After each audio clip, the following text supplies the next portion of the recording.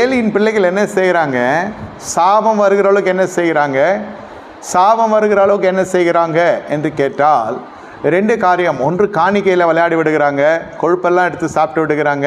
கொழுப்பெல்லாம் பிரித்து எடுக்க வேண்டும்.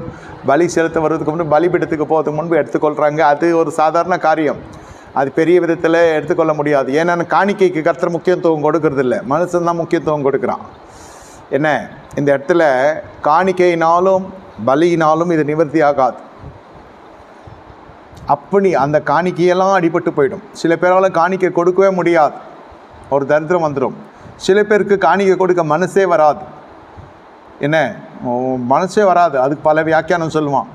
அதெல்லாம் பழைய ஏற்பாட்டில் தான் இருக்குது, வித்தியாசமாகும், புதிய ஏற்பாட்டில் இல்லை அப்படின்வாங்க. அப்படி புதிய ஏற்பாட்டிலேருந்து விளக்கெடுத்து காட்டினாலும் அவங்களால கொடுக்க மனசு வராது. இருக்கும், சில பேருக்கு இருக்கவே இருக்காது. காணிக்கைனாலும் பலியினாலும் உன்னுடைய பாவம் நிவர்த்தி ஆகும் நினைக்காதீங்க. ஆனால் அதே சமயத்தில் கர்த்தருக்கு வந்து சேர வேண்டியது கர்த்தருக்கு வந்து சேர்ந்து விட வேண்டும். ஏன்னா சிலருடைய பாவங்கள் தேவன் காணிக்கையை வெறுத்து விடுகிறார்னு சொல்ல வரேன். அப்படி கர்த்தர் உங்கள் இடத்துல காணிக்கை எதிர்பார்க்கிறார் என்றால் நீங்கள் பாக்கியவான்கள், பாக்கியவதிங்க. என்ன, இதை துண்டிச்சு இதை எடுத்து போட்டு விமர்சனம் பண்ணுறவனுக்கு ஐயோ. வசனம் நான் சொல்கிறேன். இந்த இடத்துல என்ன நடக்கிறது? என்னத்தான் அப்படி அந்த பிள்ளைகள் பண்ணியிருக்காருன்னு கேட்டால் பெரிய பாவம் என்னவென்றால் பாலியல் சம்பந்தப்பட்ட பாவத்தில் இவர்கள் ஈடுபடுகிறாங்க. மாம்சம் சம்பந்தப்பட்ட காரியத்தில் சபைக்கு வர பெண்களோடு கூட இவர்கள் கள்ளத்தொடர்பில் இருக்கிறாங்க. இந்த பிள்ளைகளும் திருமணமான பிள்ளைங்க.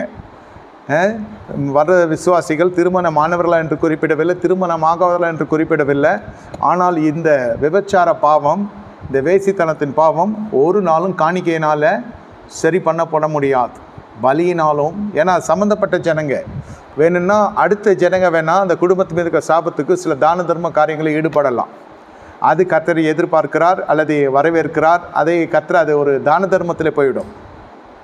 ஆனால் சம்மந்தப்பட்ட ஜனங்க இந்த மாதிரியெல்லாம் பண்ணிவிட்டு நான் காணிக்கை செலுத்துகிறேன்னு சொன்னால் அந்த காணிக்கையை கர்த்தர் அங்கீகரிக்க மாட்டார், அன்றும் சரி இன்றும் சரி. அதனால் அந்த ஜனங்களுடைய வாழ்க்கையில் மாறாக என்ன நடக்கும் என்றால், ஒன்று, தேவ சமூகத்தில் அவர்கள் நீண்ட நாட்கள் நீண்ட காலங்கள் இருக்க முடியாது. அப்படியே இருந்தாலும் அவர்கள் ஒரு முள்ளா காணப்படுவாங்க. அவருடைய வாழ்க்கை வித்தியாசமாக போய் கொண்டு இருக்கும். என்ன சாபம் வருகிறது? இந்த பாலியல் சர்ச்சையினாலே என்ன சாபம் வருகிறது? பெற்றோர்கள் இதோடு கூட இணைக்கப்பட்டிருக்கிறீங்க. பிள்ளைகள் பெற்றோர் இல்லாமல் இல்லை, பிள்ளைகள் இல்லாமல் பெற்றோர் இல்லை.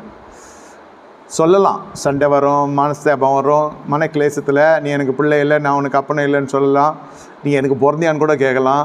ஆனால் இல்லாமல் இருக்காது இல்லையா? இதெல்லாம் வானத்தில் வந்த பிள்ளைங்களா இதுங்க, பூமிக்குரிய பிள்ளைகள் இல்லையா? அதனால் இந்த தாய் தகப்பன் உங்களுடைய கட்டுப்பாட்டுக்குள்ளே இந்த பிள்ளைகள் வளர்கிறார்கள், வளர வேண்டும்.